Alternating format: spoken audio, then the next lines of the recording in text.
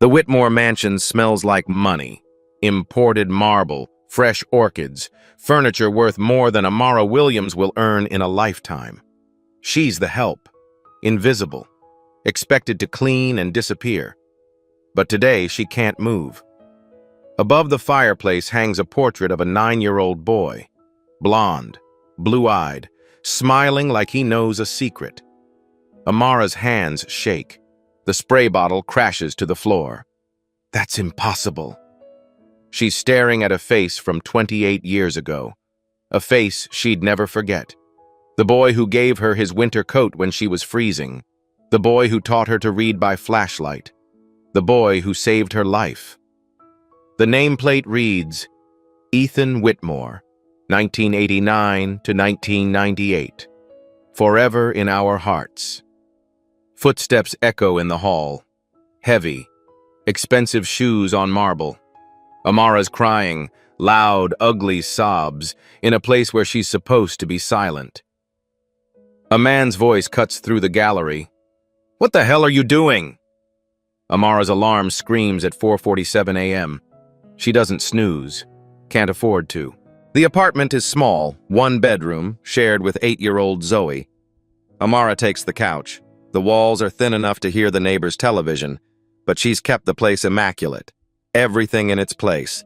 Everything earned. On the bathroom mirror, a sticky note in Zoe's handwriting. Mama, you're the best. 3 exclamation marks. A lopsided heart.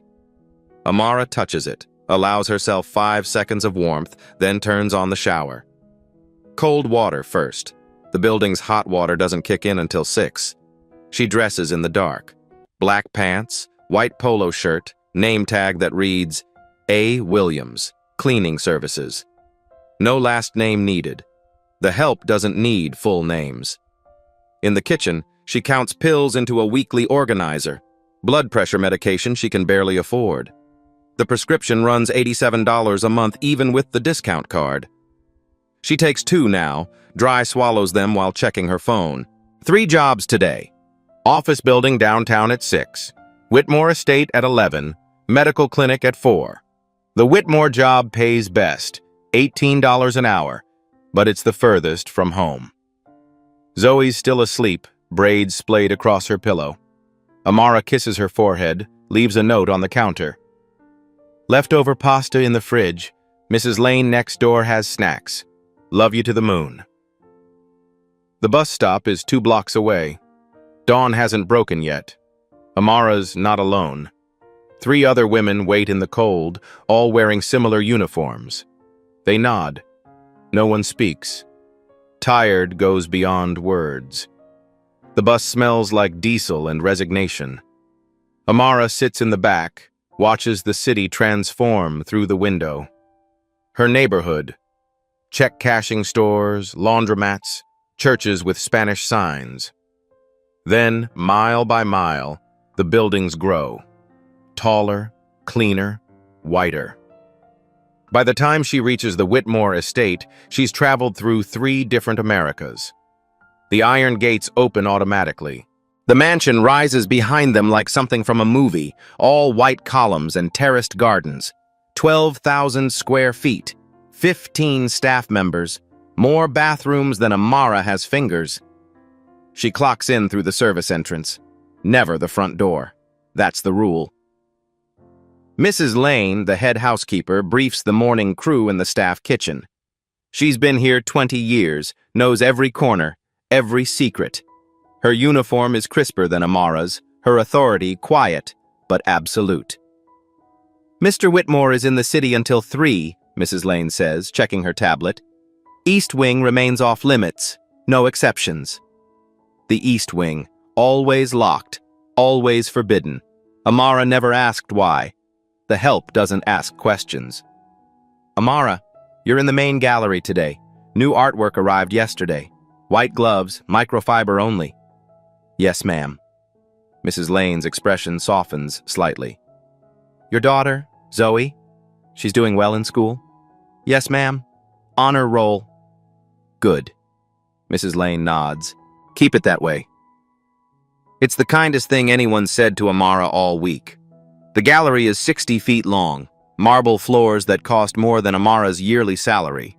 Art on the walls worth millions. She's seen the insurance documents while dusting the office. But it's the portraits that dominate. All of them, she notices now, are of the same boy.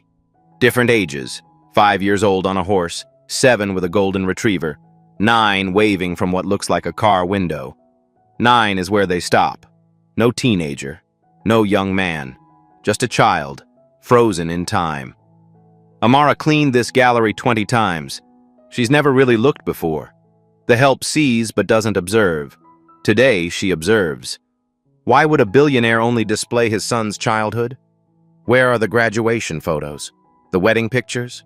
The adult milestones? She thinks about the sticky notes Zoe leaves her. The macaroni art taped to their fridge. The school photos Amara can barely afford but buys anyway because someday, when Zoe's grown, these moments matter. But here, in this mansion of marble and money? Time stopped when the boy was 9. Amara pushes her cart toward the main portrait above the fireplace. Fresh flowers sit below it in a crystal vase. White roses, changed daily. Someone loves this child deeply. She starts cleaning the frame. Then she sees his face, and her world fractures. Winter, 1995, St. Catherine's Orphanage. 7-year-old Amara had learned 3 truths in her first month at St. Catherine's. 1. The radiators in the north wing didn't work. Sister Margaret said they'd be fixed by Christmas. It was already January. 2. If you were small and quiet, the older kids took your food. If you fought back, they took it anyway and gave you bruises to remember. 3. Adults didn't see you unless you were bleeding or breaking something. Even then, they looked through you, not at you. Amara sat in the corner of the common room, arms wrapped around her knees, shivering. 32 kids crammed into a space meant for 20. The air smelled like industrial soap and wet wool. Someone's radio played static-filled pop music. Most kids ignored it, hunched over homework or staring at nothing. She'd been here 6 weeks. Felt like 6 years. Her coat, thin, donated, 2 sizes too big, had disappeared 3 days ago. She'd left it on her bunk during dinner. Came back to find it gone. When she told Sister Margaret, the woman barely looked up from her paperwork. Check the lost and found. There was no lost and found. Now the cold lived inside Amara's bones. The kind of cold that made sleep impossible, made her teeth chatter during lessons, made her fingers too stiff to hold a pencil properly. Reading time was the worst. The other kids stumbled through picture books while Mrs. Patterson, the volunteer teacher, sighed and checked her watch. When Amara asked for help sounding out words, Mrs. Patterson's smile was thin and tired. Sound it out yourself, sweetie. I can't hold everyone's hand. So Amara stopped asking. She was disappearing, becoming invisible. Just another forgotten kid in a system that had too many kids and not enough care. Then the new boy arrived. Amara noticed him immediately. Everyone did. He didn't look like he belonged. Clean clothes, expensive sneakers, a puffy North Face jacket still creased from the store. His hair was neatly cut. His hands were soft, uncalloused. Rich kid. Had to be. The social worker who brought him spoke in hushed tones with Sister Margaret near the office. Amara caught fragments. Temporary placement. Custody dispute. Just a few months. The boy stood in the doorway of the common room, looking lost. His name was Ethan. He was 9. The older boys circled him like sharks. Nice jacket, rich boy. What's Mommy and Daddy do? Forget to pick you up from soccer practice? Ethan didn't respond, just clutched a small duffel bag and stared at the floor. But at dinner, watery soup and stale bread, Amara saw him watching. Not the bullies, not Sister Margaret. Her. She was shaking so hard she could barely hold her spoon. The cold had burrowed so deep she couldn't remember what warm felt like. After dinner, in the common room, Ethan sat down next to her. "Hi." Amara didn't answer. Didn't trust kindness. It usually had a price. "You're cold," Ethan said. Not a question. An observation. "I'm fine." "No, you're not." He stood up, unzipped his North Face jacket. The tag was still attached. $120. More than Amara had seen in her entire life. "Here." "What?" "Take it." He held it out. "You need it more than me." Amara stared. "Why?" "Because you're freezing, and I have 2 sweaters under this anyway." It was a lie. She could see he only wore a thin t-shirt underneath, but he pushed the jacket into her hands anyway, then walked away before she could argue. The jacket was warm, impossibly warm. Amara put it on and felt human again. That night, after lights out, a flashlight beam swept across her bunk. "You awake?" Ethan, whispering from the hallway. "Yeah." "Can I show you something?"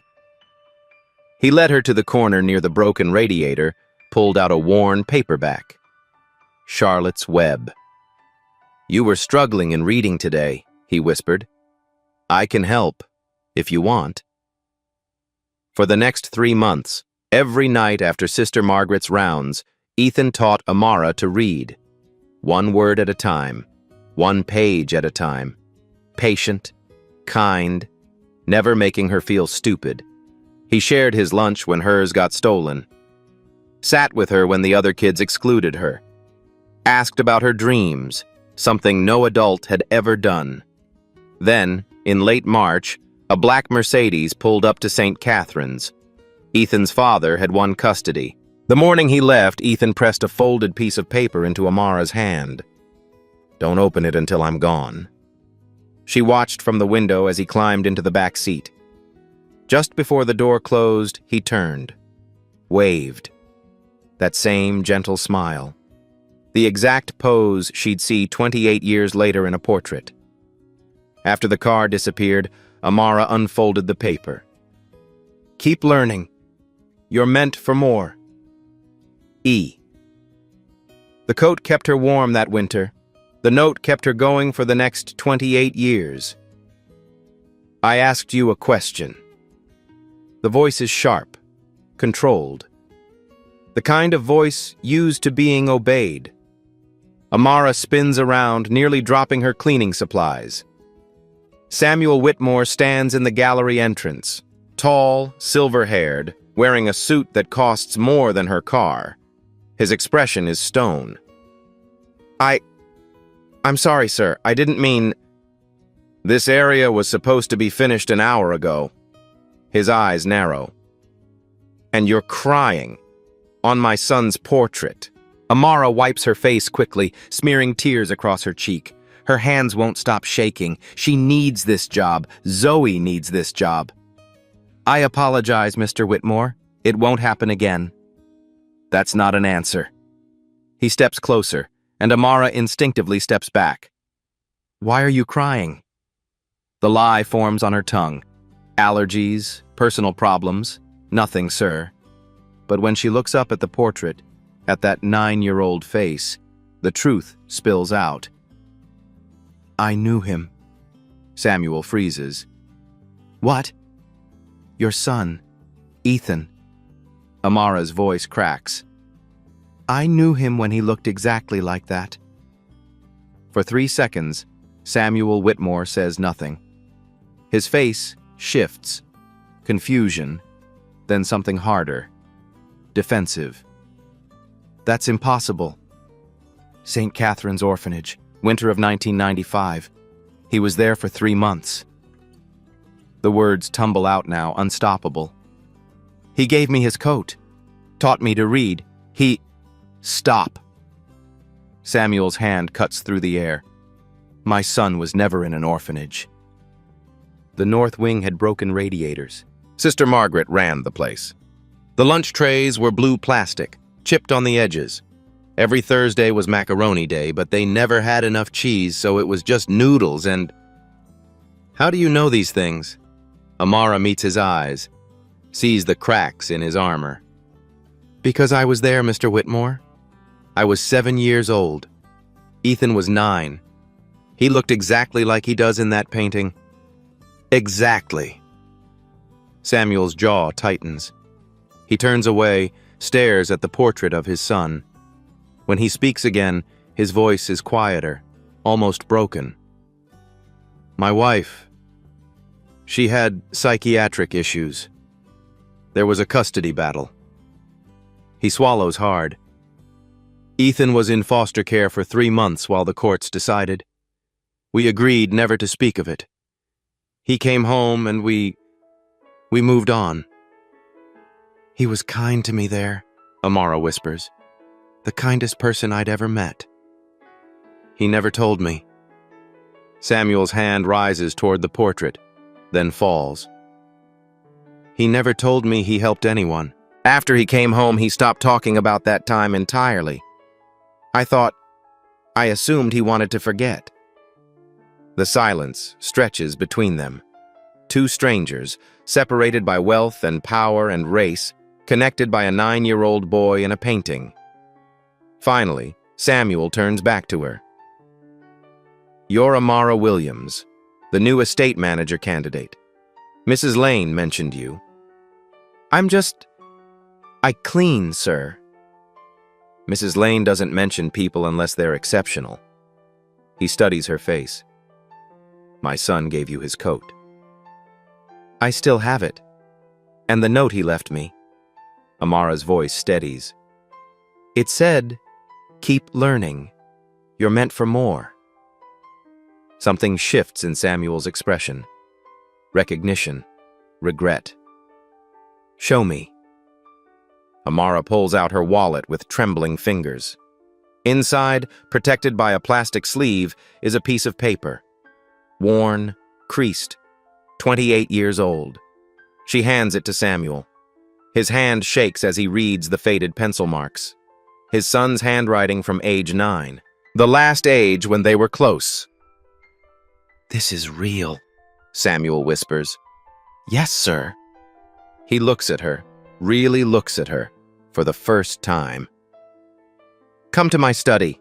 We need to talk. Samuel Whitmore's study smells like old money and older grief. Wood-paneled walls lined with law degrees, business awards, photographs of a life carefully curated. Amara perches on the edge of a leather chair, still in her cleaning uniform, feeling like an intruder. Samuel sits behind his desk, mahogany, massive, and pours himself 2 fingers of scotch. He doesn't offer her any. The help doesn't drink with the boss. Tell me about my son. It's not a request. Amara's mouth is dry. What do you want to know? Everything. Start from the beginning. So she does. She tells him about arriving at St. Catherine's in December, orphaned after her mother's overdose, terrified and alone. About the cold that lived in her bones because the radiators didn't work. About the older kids who stole her food, her coat, her dignity. Ethan arrived in January. I remember because it was the day after New Year's. He had this jacket, North Face, bright blue, still had the tags on. The other kids mocked him for it. Samuel's knuckles whiten around his glass. They called him a rich boy. Trust fund baby. Said his parents probably abandoned him at the mall. Amara's voice softens. But Ethan didn't fight back. He just observed, watched, like he was trying to understand how we survived. And then he gave me his coat, just walked up to me in the common room, took it off, and said I needed it more than him. She pauses. I was shaking so hard I couldn't hold my soup spoon. He noticed. No one else did, but he did. Samuel sets down his glass. What else? He taught me to read. Every night after lights out, he'd sneak to my bunk with a flashlight and this old paperback, Charlotte's Web. I was behind in school, struggling with every word, and the teachers didn't care, but Ethan cared. He was patient, never made me feel stupid. That sounds like him. Samuel's voice cracks slightly. The boy I knew, anyway. What happened? Amara asks, then immediately regrets it. I'm sorry, I shouldn't. No. Samuel stands, walks to the window overlooking the estate grounds. You deserve to know. You knew him when he was still himself. He's silent for a long moment. My wife, Catherine, had bipolar disorder, undiagnosed for years. When Ethan was 9, she had a severe episode. Tried to take him out of school, convinced the government was watching us. I filed for emergency custody. She fought back. It got ugly. Samuel's reflection in the window looks 20 years older. Social services placed Ethan in foster care while the courts decided. It was supposed to be temporary, a few weeks. It turned into 3 months. By the time I got him back, he was different, quieter. Wouldn't talk about what happened there. He talked to me, Amara says softly. Yes, but not to me. Samuel turns back to face her. After he came home, I tried everything. Therapy, family trips, new school. Nothing worked. By the time he was 10, we were strangers living in the same house. The pain in his voice is raw, real. When he turned 18, he told me he was majoring in social work.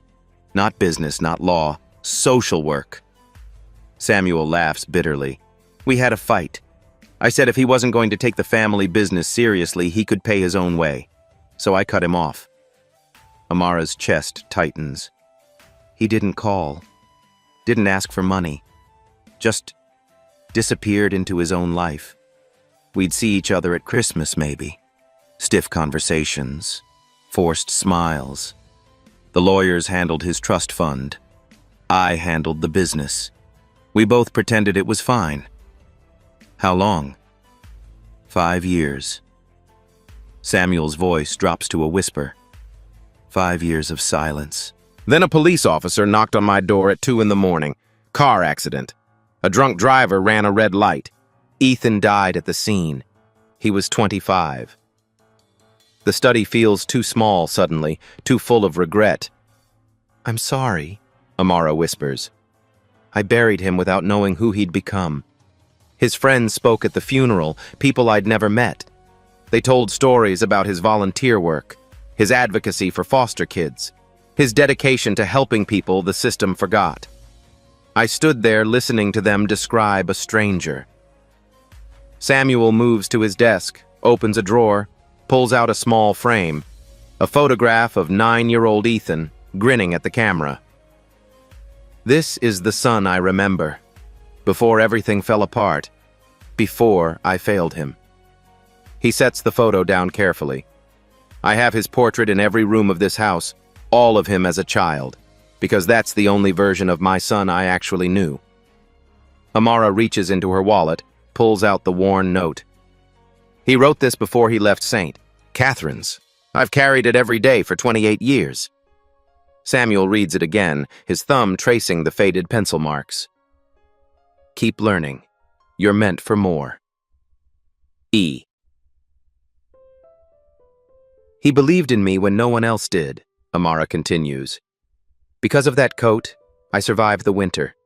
Because of those reading lessons, I graduated high school, got my GED, found work, raised my daughter. Her voice strengthens. Your son saved my life, Mr. Whitmore, and I never got to thank him. Samuel stares at the note for a long time. When he finally speaks, his voice is different. Decided. Mrs. Lane mentioned you were being considered for an estate manager. The position comes with a salary of $65,000 a year, full benefits and housing assistance. I'm offering it to you. Effective immediately. Amara's breath catches. Sir, I'm not qualified. You knew my son. The real version. The 9-year-old who gave away his coat and taught kids to read by flashlight. Samuel meets her eyes. That boy would want me to help someone he helped. And maybe Maybe by helping you, I can understand him better. I don't know what to say. Say yes. Let me do this one thing right. He pauses. My son saw something in you worth saving. I'd like to honor that. Amara thinks of Zoe, of the medication she can barely afford, of the 3 jobs and the cold bus rides and the apartment with thin walls, of the future that always seemed just out of reach. Yes, she whispers. Thank you. Samuel nods, then extends his hand across the desk. When Amara shakes it, his grip is firm, but his hand trembles slightly. Welcome to the Whitmore estate, Ms. Williams. Officially. As Amara leaves the study, she glances back. Samuel has returned to the window, staring out at the manicured grounds, one hand pressed against the glass. He looks like a man trying to find his way back to a son he lost twice. Once when the boy grew up, once when the man died. 3 weeks later, Amara signs the lease on a 2-bedroom apartment. Real bedrooms. Hot water that works. Windows that don't rattle in the wind. Zoe gets her own room for the first time in her life. She stands in the doorway, eyes wide, and whispers, "This is really ours? Really ours, baby." That night, Amara sleeps in an actual bed and wakes up without her back screaming. Small mercies feel like miracles. The Whitmore estate feels different now, too. Mrs. Lane trains her on inventory management, staff scheduling, vendor negotiations. The work is challenging, but Amara absorbs everything like she once absorbed reading lessons by flashlight. "You're a quick study," Mrs. Lane says, approval warming her usually stern voice. Samuel calls her into his study occasionally, not for work, for memories. "What did Ethan like to eat?" he asks one afternoon. "Peanut butter sandwiches. He'd trade anything for them." Samuel writes this down in a leather journal, building a portrait of his son from scattered pieces. Another day. Did he have friends there? He was kind to everyone, but he spent most of his time with me and this other boy, Marcus, who had asthma. Ethan would make sure Marcus got his inhaler during activities. Samuel's pen pauses. "I never knew he did that." "You never asked him," Amara says gently. The East Wing remains forbidden, but one afternoon while retrieving supplies, Amara notices the door slightly ajar. She peeks inside. Ethan's childhood bedroom, untouched, frozen at age 9. Star Wars posters, Lego sets, a small desk with pencils still in the cup holder. It's a shrine to a boy who stopped existing 30 years ago. Amara closes the door quietly. Later that week, she's reviewing vendor contracts when she hears voices from Samuel's study. The door is cracked. "You're trusting her awfully quickly." A man's voice. Unfamiliar. Sharp. "Gerald, she knew Ethan." "So she claims." "Samuel, she's a cleaning woman with a convenient story. You're grieving. People exploit that." "I've seen proof." "An old piece of paper, please."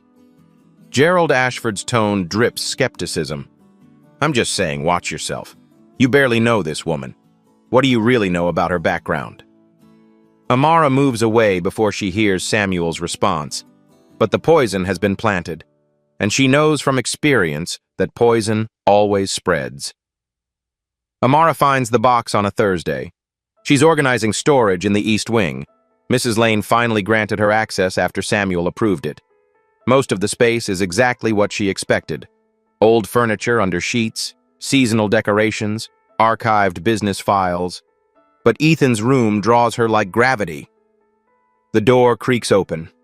Everything remains exactly as she glimpsed before. Frozen in 1998. Star Wars posters, a 9-year-old's universe preserved in amber. The closet holds small clothes on hangers, shoes that would fit a child, and on the top shelf, pushed far back, a lockbox. Amara almost leaves it, should leave it, but her hands reach up anyway.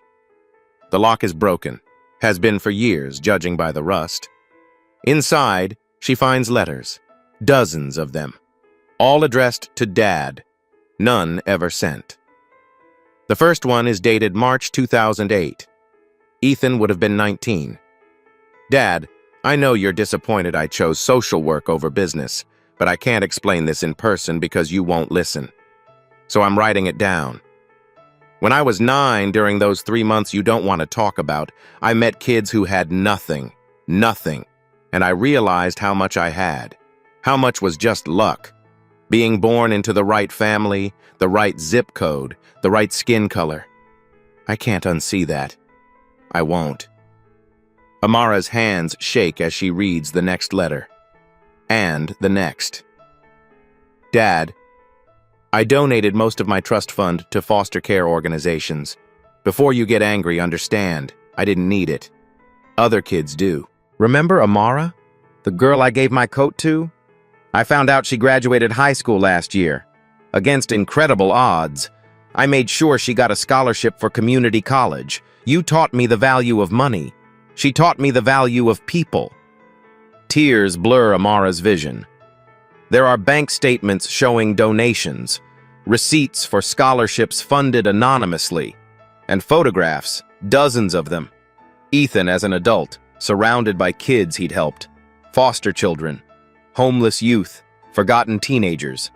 And in one photo, Amara herself at 18, wearing a graduation cap surrounded by strangers. She never knew who took it. Now she knows. Ethan had been watching over her for years, making sure she had chances, creating opportunities from the shadows. The final letter is dated 2 weeks before his death. Dad, you have my portrait from age 9 on every wall of that house. The boy in those paintings? He learned something important that winter. He learned that kindness isn't charity. It's justice in action. You display that child everywhere, but you never wanted to know the man he became. Maybe someday you will. Maybe someday you'll understand that everything I did because of what that 9-year-old learned. I love you, even if you can't love who I am now. Ethan. Amara clutches the letter to her chest and sobs. This is what Samuel needs to see. His son's heart, written in his own words. She's gathering the letters carefully when she hears footsteps. Gerald Ashford stands in the doorway. What are you doing here? Amara stands quickly. Mrs. Lane assigned me to organize. Does organization include going through private belongings? Gerald's eyes narrow at the letters in her hands. Those are Whitmore family property. I know. I was going to bring them to Mr. Whitmore. He should see. You were going through a dead man's possessions. Gerald pulls out his phone. This is a violation of your employment agreement. Potentially theft. I'm not stealing anything. Then why are you holding those letters? Why are you in this room at all? He taps his phone. Security, I need you in the East Wing, immediately. Mr. Ashford, please. Where are the cufflinks? Gerald moves past her to the dresser, starts opening drawers. There were platinum cufflinks in here, worth $8,000. Where are they? Amara's stomach drops. I don't know anything about cufflinks. You're the only person who's been in this room in years. Gerald holds up an empty velvet box. They were here last week when I did inventory. Now they're gone. And I find you here, going through private property. I didn't take anything! 2 security guards appear in the doorway. Miguel, the night janitor, looks horrified. The other guard, Davis, keeps his face neutral. Check her pockets, Gerald orders. Sir, I don't think... Miguel starts. Check her pockets. Davis steps forward reluctantly. Ma'am, I need you to empty your pockets, please. Amara does. Wallet, chapstick, a hair tie. The note from Ethan, the one from 28 years ago, no cufflinks. Check her bag, her car, her locker. Gerald's voice is ice. Call the police. I want her arrested for theft. Mr. Ashford, this is extreme, Miguel protests. Are you questioning me? Miguel falls silent. Amara's world tilts. Please, call Mr. Whitmore, he'll understand. Mr. Whitmore is in meetings in Manhattan until 7. He left me in charge. Gerald smiles, and it's a predator's smile. You've exploited his grief long enough. The police arrive in 20 minutes. By then, Gerald has assembled the entire household staff in the foyer. Mrs. Lane stands rigid, face unreadable. Other staff members whisper, stare. Amara's humiliation is public, deliberate. The officers are professional but cold. They've seen this before, minority staff accused of theft by wealthy employers. The presumption of guilt hangs heavy. Ma'am, put your hands behind your back. The handcuffs click, cold metal, watching eyes. Mrs. Lane finally speaks. This is wrong. Evidence suggests otherwise, Gerald says smoothly. Amara is walked out through the front door, not the service entrance. The door she was never supposed to use. Her exit is a spectacle. In the police car, she thinks of Zoe. Her daughter will be home from school in an hour, expecting her mother. Instead, she'll find a neighbor's note and questions she's too young to understand. At the station, the questions are routine, boring, crushing. You recently received a promotion, correct? Yes, but from cleaning staff to estate manager. Significant pay increase. Mr. Whitmore offered, and you had access to the victim's personal belongings? The deceased isn't a victim. I didn't steal. Ma'am, the evidence suggests you had motive, means, and opportunity. The public defender arrives 3 hours later. Overworked, exhausted, already defeated. She reviews the file for 10 minutes. They have security footage of you entering the East Wing, financial records showing you have student loan debt. Character witnesses from Mr. Ashford's business associates willing to testify about staff theft patterns. But I believe you. But belief doesn't win cases. The lawyer's voice is kind but firm. You're looking at 2 to 5 years if this goes to trial and you lose. If you plead guilty, I can probably get it down to probation and restitution.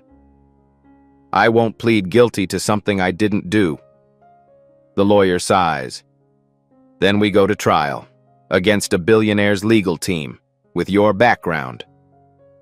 She doesn't say black, poor, former orphan, but it hangs in the air anyway. Amara sits in the holding cell, still wearing her estate manager uniform, and realizes the system is doing what it always does, crushing people who dare to hope. Samuel Whitmore's phone rings at 6:47 p.m.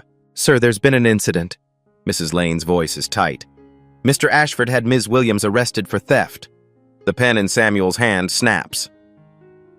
20 minutes later, his car screams back toward Connecticut. Gerald waits in the foyer, perfectly composed. Samuel, I know this is difficult, but the evidence is clear. She was in Ethan's room. The cufflinks are missing.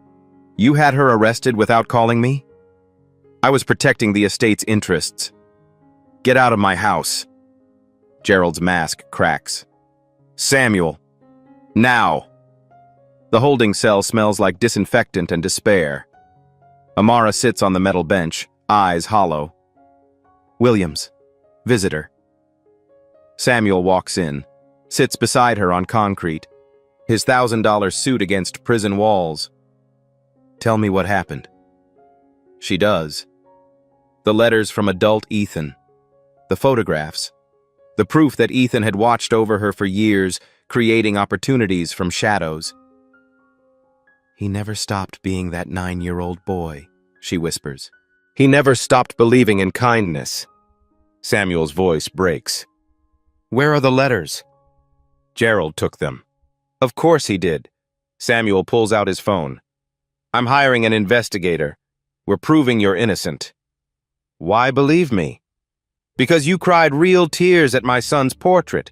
Gerald never cried about anything except money. Elena Rodriguez arrives at midnight. Former FBI. Reputation for destroying white-collar criminals. She reviews the security footage. Her eyes narrow. These timestamps are wrong. See this light? Morning sun, not afternoon. And here, 3 minutes of footage missing. Someone edited this. Samuel leans forward. Gerald manages our security systems. Convenient. Elena pulls up insurance records, studies the cufflinks documentation. According to this, those cufflinks were moved to a bank safe deposit box 6 months ago. They weren't even in that room. He planted evidence of theft. Question is, why? Mrs. Lane provides the answer at 1 a.m. She enters Samuel's study with Miguel and 2 other staff members, all nervous, all determined. Mr. Whitmore, we need to tell you something. Miguel speaks first. I saw Mr. Ashford in Ethan's room last week, late night. He didn't see me during rounds. Mrs. Lane places a phone on the desk. Miguel recorded the hallway on his personal device. The timestamp is accurate, unedited. The video plays. Gerald Ashford exits Ethan's room at 2:13 p.m., 45 minutes before Amara arrived. That's proof, Elena says. Mrs. Lane continues. Mr. Ashford has been accessing estate financial accounts. I tracked the discrepancies. She produces spreadsheets, highlighted numbers going back 3 years. Elena studies them, does quick math. He's embezzled $2.3 million, small amounts from multiple accounts. She looks at Samuel. He needed a scapegoat fast, someone without resources to fight back. Amara. Exactly. Elena closes her laptop. We have enough to clear her and destroy him. I'll have the report ready for the prosecutor by morning. Miguel shifts uncomfortably. Sir, we could have told you earlier about Gerald, but we didn't think you'd believe us over him. The truth hits Samuel hard. Because he's my partner. And your staff. Yes, sir. That ends now. Samuel's voice is steel. You protected someone I should have protected. You saw what I was blind to. Mrs. Lane nods once. She's one of us. We look after our own. Dawn breaks over the estate. Elena compiles her evidence. Edited security footage with metadata proof, bank records showing cufflinks secured off-site, Miguel's unedited video, financial documents revealing systematic embezzlement. Samuel reads through Ethan's letters, the ones Gerald tried to hide, his son's words from beyond the grave. You display that child everywhere, but you never wanted to know the man he became.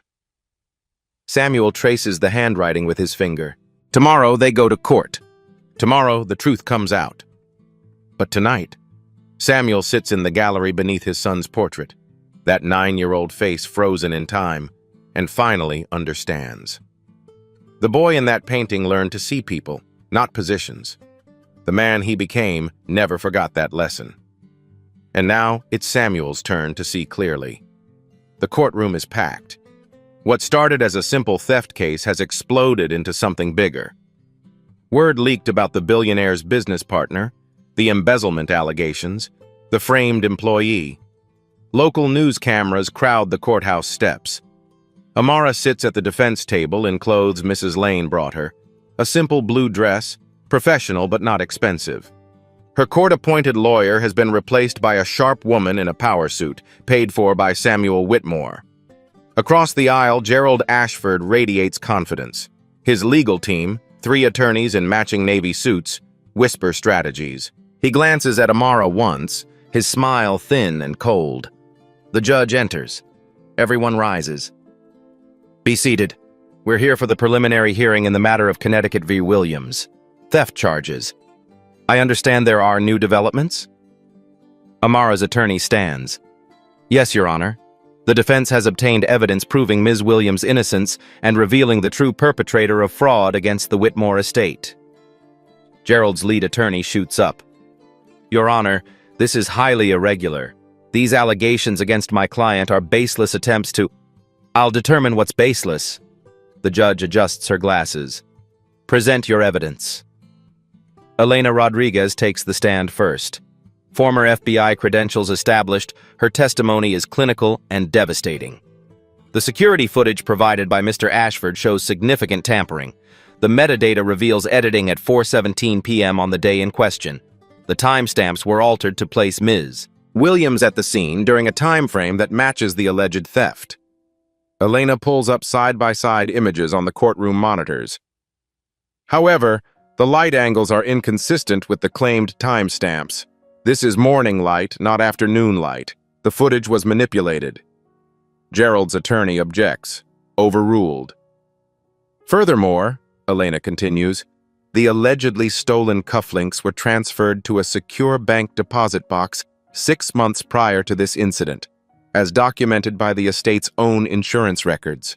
They were never in the location where the theft supposedly occurred. Murmurs ripple through the gallery. Finally, we have unedited security footage from an independent source showing Mr. Ashford exiting the room in question 45 minutes before Ms. Williams ever entered. Miguel's video plays. Clear, undeniable. Gerald walked out of Ethan's room, checking his watch, adjusting his jacket. The courtroom erupts in whispers. The judge bangs her gavel. Order. Continue, Ms. Rodriguez. Mr. Ashford had exclusive access to the security system, motive to create a scapegoat, and opportunity to plant false evidence. Our investigation also uncovered systematic embezzlement from Whitmore estate accounts, totaling $2.3 million over 3 years. She presents financial documents, bank transfers, shell company records, each one another nail in Gerald's coffin. Ms. Williams was framed to divert attention from Mr. Ashford's crimes. When Elena steps down, Gerald's composure has cracked. His attorneys huddle, frantic whispers. Samuel Whitmore takes the stand next. He's testified in court before. Business disputes, contract negotiations. But today is different. Today his voice shakes. I've known Gerald Ashford for 15 years. I trusted him with my business, my home, and my family's legacy. That trust was misplaced. Gerald's attorney starts to object, thinks better of it. Ms. Williams came into my employment 6 weeks ago. In that time, she revealed things about my son I never knew. Things I should have known but was too proud, too stubborn, too wrapped up in my own grief to see. Samuel pulls papers from his jacket pocket. Letters, worn at the edges. My son, Ethan, died 5 years ago. We were estranged. I only kept photos of him as a child because that was the last time we were close. I told myself I was honoring his memory. In truth, I was avoiding the man he'd become. His voice catches. Ms. Williams found letters Ethan wrote to me but never sent. Letters that show who he really was, what he believed, how he lived. Samuel unfolds one letter. The paper trembles in his hands. This one is dated 2012. Ethan was 23. He reads aloud. Dad, you taught me the value of money, but a girl named Amara taught me the value of people. When you have everything, the most radical act is to see those who have nothing. I learned that when I was 9. You have my portrait from that age on every wall, but you never wanted to know who I became after I learned that lesson. The courtroom is absolutely silent. Samuel's tears fall unchecked. My son spent his adult life helping people the system forgot, foster kids, orphans, people like Ms. Williams, who he met when they were both children. He followed her life, ensured she had opportunities, created pathways she never knew existed. He looks directly at Amara. Ms. Williams didn't steal from my family. She gave us back the truth about my son. Samuel turns to the judge, his voice steady now, strong. My son saw people, not positions. He saw worth where others saw nothing. And Ms. Williams, who survived poverty, who raised a daughter alone, who worked 3 jobs just to get by, she embodies everything my son believed in. Gerald Ashford tried to destroy her because she represented something he couldn't understand. Human decency. The judge's expression softens almost imperceptibly. When Samuel steps down, he walks past Gerald's table. Doesn't even look at him. Gerald's attorney makes a desperate play. Character witnesses. Business associates who testify about staff theft patterns, about the challenges of managing household employees, about the unfortunate reality of opportunistic workers. Each testimony drips with barely concealed classism and racism. The judge's face grows stonier with each word. Finally, she's had enough. Does the prosecution wish to redirect its case in light of this new evidence? The prosecutor, a woman who's been watching the defense presentation with increasing interest, stands. Your Honor, the state moves to dismiss all charges against Ms. Williams immediately. We'll be filing charges against Gerald Ashford for fraud, embezzlement, evidence tampering, and perjury. The judge doesn't hesitate. Motion granted. Ms. Williams, you're free to go. All charges dismissed with prejudice. The gavel strikes. Amara collapses into her chair, sobbing. Her attorney squeezes her shoulder. Across the aisle, police officers approach Gerald Ashford. Sir, you're under arrest for fraud and embezzlement. You have the right to remain. This is ridiculous! Gerald lurches to his feet.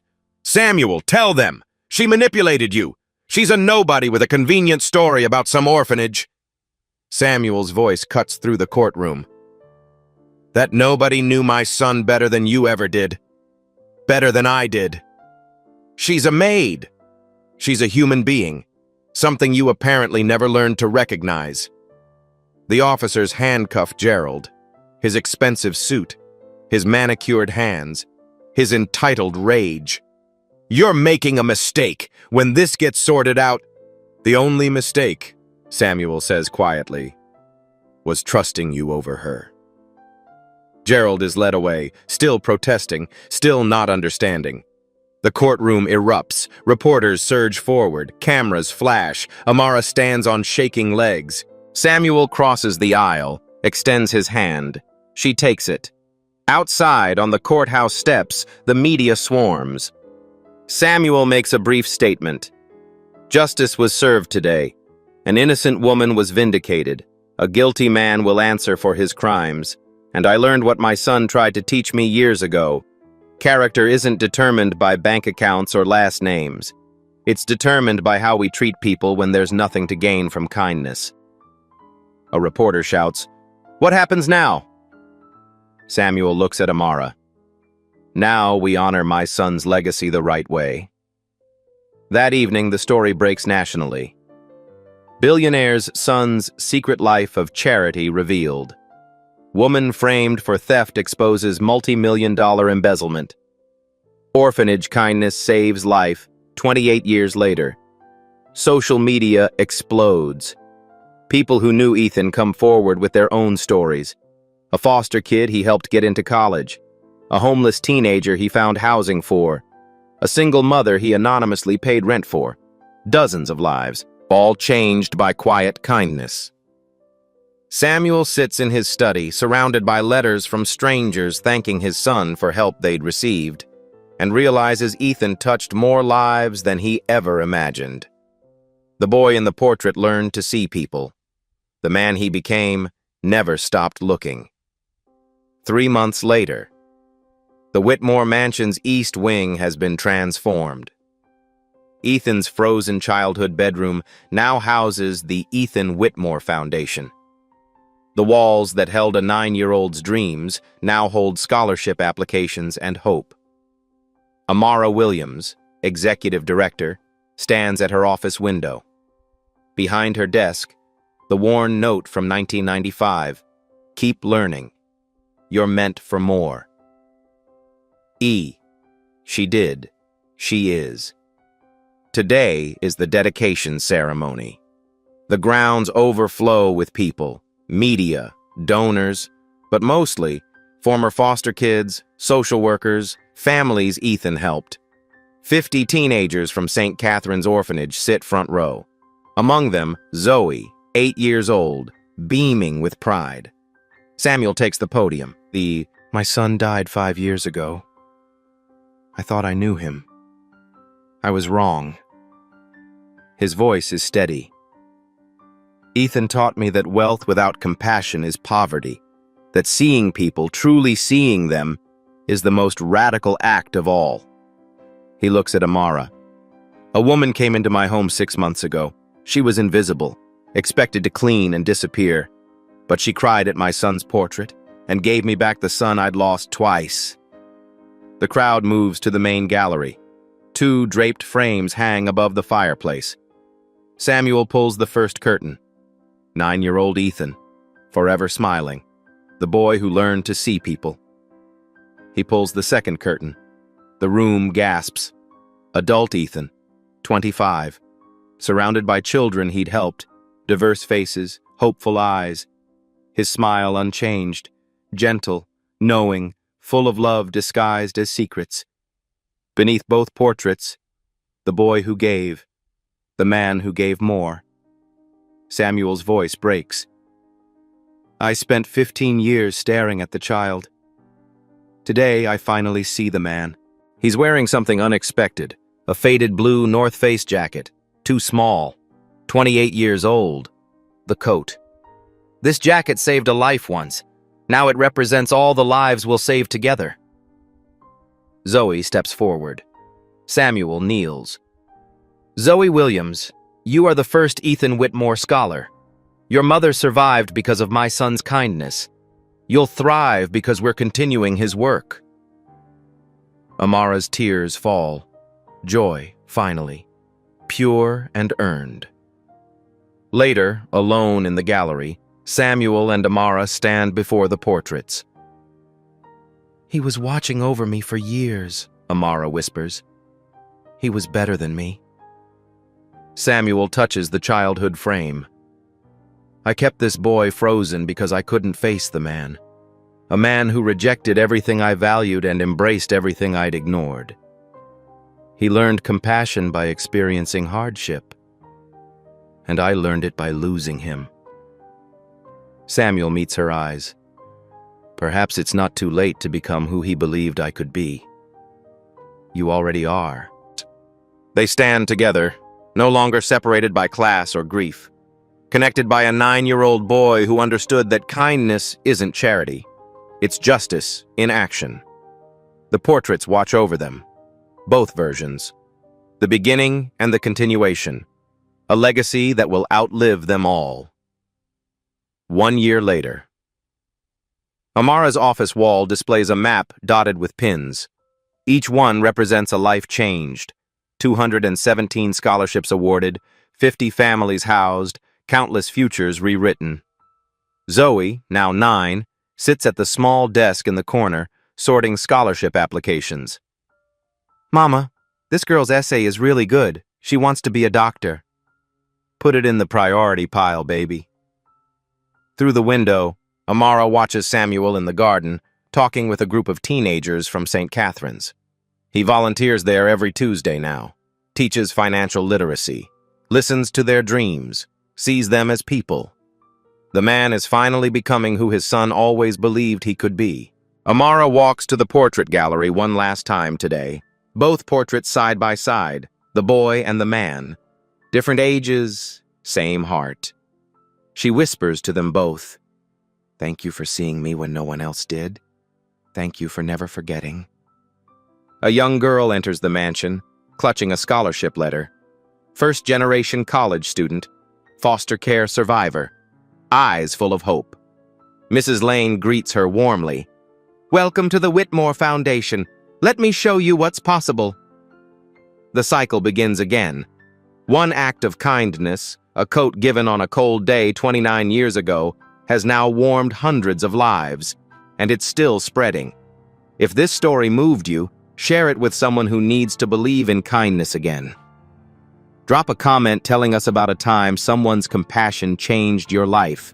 We read every single one. And subscribe to Blacktail Stories so you never miss stories that prove humanity still wins.